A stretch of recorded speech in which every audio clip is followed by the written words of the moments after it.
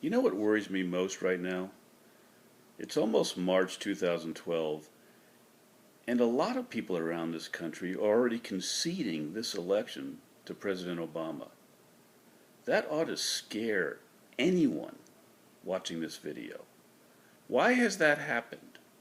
We came from a time in 2010 when there were unprecedented Republican victories, when the majority of the electorate stood up and said, no mas, not going to take any more of this nonsense. We've had enough of our constitutional rights being trampled upon.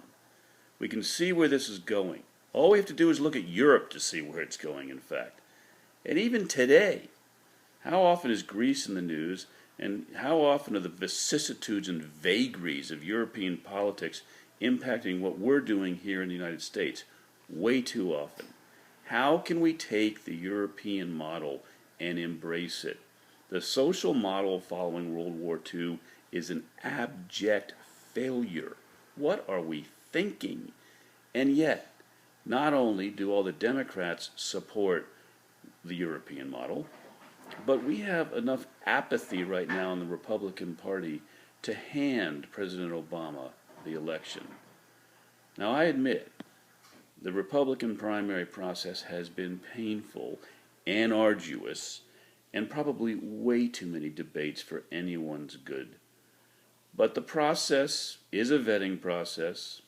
The champion will emerge, and it is vital that all independent and Republican thinking Americans unite behind that nominee.